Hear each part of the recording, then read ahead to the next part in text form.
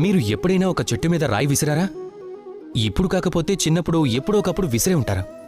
ఇప్పటికీ పిల్లలు విసురుతూనే ఉంటారు.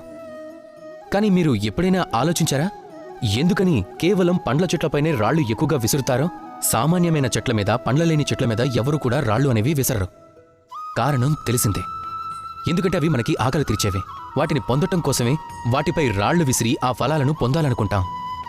మరోవైపు ఆ వృక్షం మనం విసిరే రాళ్ల దెబ్బలను ఎంతో సహిస్తూ ఉంటుంది. అయినా అది తన కర్తవ్యాన్ని ఏమాత్రం విస్మరించదు. ఆ వృక్షం ఫలాలను అందిస్తూనే ఉంటుంది. అలా చేయటం ఆ వృక్షం యొక్క నైజం. ఆ నైజమే మనందరికీ విలువైనదిగా మారుతుంది. గుర్తుపెట్టుకోండి, చెట్లపై రాళ్లు విసిరేలాంటి మనుషులు మీకు ఎప్పుడూ తారసపడుతూనే ఉంటారు. వారు మిమ్మల్ని విరోధిస్తూనే ఉంటారు. తమకు సమస్యలను సృష్టిస్తూనే ఉంటారు. తమపై ఆరోపణలు చేస్తూ ఉంటారు. కానీ మీరు మీ దృష్టిని అలాంటి వారిపై పెట్టకండి. ఇక్కడ మీరు గుర్తుపెట్టుకోవాల్సిన విషయం ఒకటుంది.